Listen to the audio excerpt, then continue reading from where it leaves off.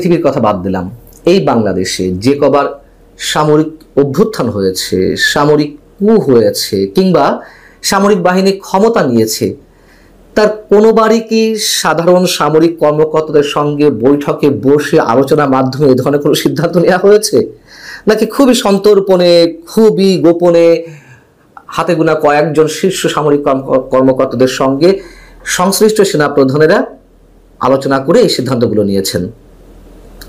উত্তর আমার বলার প্রয়োজন নেই, এটি আমরা সবাই জানি যে কিভাবে কি হয়ে থাকে। এই প্রশ্নটি এই জন্যই তুললাম যে এরকম একটি ধারণা বা এরকম একটি গুঞ্জন তো এর মধ্যে প্রতিষ্ঠিত হয়েছে যে সেনাবাহিনী ক্ষমতা নিতে যাচ্ছে, এবং যেই বৈঠকটি অনেকের বলছিলেন যে মঙ্গলবার হবে সেনা সদরে যে রুটিন একটি বৈঠক সেনা প্রধানের উপস্থিতিতে, সেটি 21শে মে বুধবার সকালে অনুষ্ঠিত হবে, সেই বৈঠকে নাকি এই ধরনের সিদ্ধান্ত নিতে যাওয়া হচ্ছে এরকম খবর কেউ কেউ প্রকাশ করছেন, গুঞ্জনে আসছে। এটি স্রেফ আমার কাছে হাস্যকর একটি বিষয়। হ্যাঁ, আমি শুরু থেকে বলে আসছি যে করিডোর বিষয়ে কোনো ধরনের কোনো আলোচনা উঠতে পারে, সেনাপ্রধান এই বিষয়ে আলোচনা তুলতে পারেন, অথবা এটিও তেমন হওয়ার সম্ভাবনা নেই। সম্ভবত সেনাপ্রধান যেটি করতে পারেন যে ঊর্ধ্বতন সামরিক কর্মকর্তাদের মনোভাব এই বিষয়ে কি সেটি তিনি বোঝার চেষ্টা করতে পারেন। কিন্তু ভারতীয় গণমাধ্যম নানান ধরনের খবর দিচ্ছে। সেনাপ্রধানের সঙ্গে আমাদের প্রধান উপদেষ্টার একটা দূরত্ব তৈরি হয়েছে, এটি অনেক আগে থেকে নানানভাবে আমাদের সামনে এসেছে, কেউ কেউ মন্তব্য করেন, এবং নতুন করে যে গুঞ্জন, নতুন করে যে ফিসফিসানি যে সেনাপ্রধান জেনারেল ওয়াকারুজ্জামানকে যে কোনো সময় সরিয়ে দেওয়া হতে পারে। সেনাবাহিনী কি করতে যাচ্ছে, কি করবে, এটি নিয়ে বেশ আগে থেকেই ভারতের বিভিন্ন গণমাধ্যম নানান ধরনের উত্তেজক খবর প্রচার এবং প্রকাশ করে আসছে, যার অধিকাংশই গুজব। তবে এগুলোর কোনোটির যে একেবারে ভিত্তি নেই তাও কিন্তু নয়, একেবারে উড়িয়ে দেওয়া যায় না। তবে আমি আবারও বলছি, অধিকাংশই গুজব। সেনা সদরে সেনাবাহিনীর যে বৈঠকটি বুধবার অনুষ্ঠিত হতে যাচ্ছে সেটা নিয়েও নানান ধরনের গুঞ্জন, মানুষের মধ্যে একটা কৌতূহলের সৃষ্টি হয়েছে, একটা আগ্রহের সৃষ্টি হয়েছে কি হতে যাচ্ছে এই বৈঠকে, সেটি নিয়ে ভারতের বিভিন্ন গণমাধ্যম, প্রথম সারির গণমাধ্যমগুলো বেশ উত্তেজক খবর দিচ্ছে। বলছে যে এই বৈঠকে আগামী দিনে সেনাবাহিনীর কর্ম পরিকল্পনা সম্বন্ধে আলোচনা হতে পারে, যেটা আমি প্রথমেই বলছিলাম যে এই ধরনের আলোচনা আসলে এই ধরনের ওপেন বৈঠকে কখনো হয় না। যাই হোক, এই গণমাধ্যমগুলো বলছে সেনাপ্রধান জেনারেল ওয়াকারুজ্জামান এবং আমাদের প্রধান উপদেষ্টা ডক্টর মোহাম্মদ ইউনূসের মধ্যে বিরোধ আরো তীব্র হয়েছে। হতে পারে, অস্বাভাবিক কিছু নয়। এবং সেনাপ্রধানের সবচেয়ে বড় উদ্বেগ এই মুহূর্তে সেটি হচ্ছে বিদেশি হস্তক্ষেপের কারণে বাংলাদেশে একটা ভয়ঙ্কর অস্থিতিশীলতার সৃষ্টি হতে যাচ্ছে, এবং সেটি সরকারের কারণে হতে যাচ্ছে। এটি ভারতের গণমাধ্যমে ব্যাখ্যা করার কোনো প্রয়োজন নেই। সাম্প্রতিক সময়ে সাধারণ মানুষের যে উদ্বেগের বিষয়, রাজনৈতিক দলগুলো থেকে শুরু করে কনসার্ন যারা রয়েছেন, বিভিন্ন প্রতিষ্ঠান কিংবা ব্যক্তি, অবশ্যই এটি নিয়ে আলোচনা চলছে।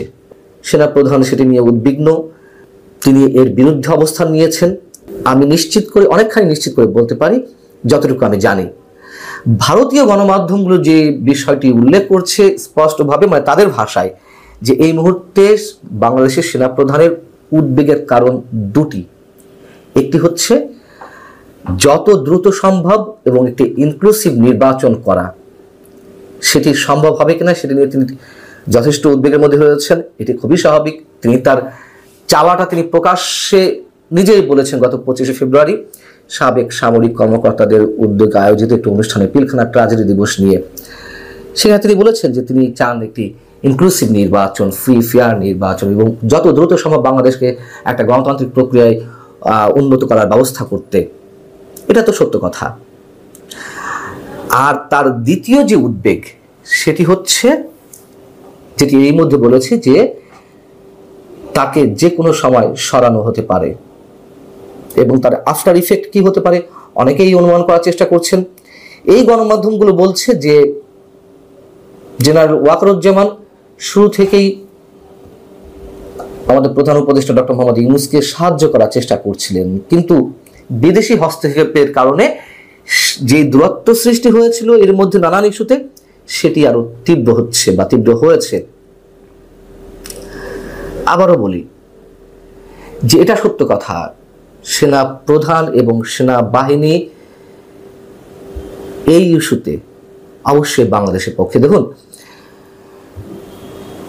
সেনাবাহিনীকে যতই বিতর্কিত করা হোক না কেন, অথবা সেনাবাহিনী নিজেই যত বিতর্কের মধ্যে পড়ুক না কেন, দিন শেষে সেনাবাহিনী দেশের সার্বভৌমত্বের পক্ষে সবসময় দাঁড়িয়েছে এবং দাঁড়াবে, এটি আমাদের দৃঢ় বিশ্বাস।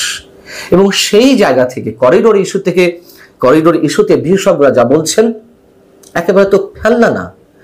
এখনো পর্যন্ত কোনো বিশেষজ্ঞ বলেছেন যে হ্যাঁ এটি আমাদের সার্বভৌমত্বের জন্য হুমকি নয়? কেউ বলেছেন? কোন রাজনৈতিক দল বলেছে? হাতে গোনা সরকারের আশীর্বাদ পুষ্ট দুই একটি রাজনৈতিক দল ছাড়া সবাই তো সরব হচ্ছে। সেখানে সেনাবাহিনী করিডোর ইস্যুতে বিপক্ষে থাকবে না এটা মনে করার কোনো কারণ নেই।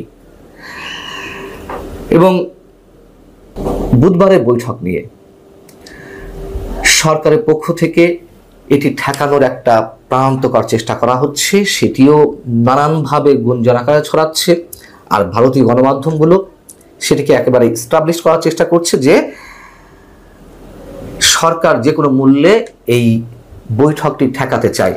কি এমন সিদ্ধান্ত হবে সেই বৈঠকে ক্ষমতা নেওয়ার কোনো বিষয় আলোচনা তো হবেই না, তাহলে কেন ঠেকাতে চাইবে সরকার?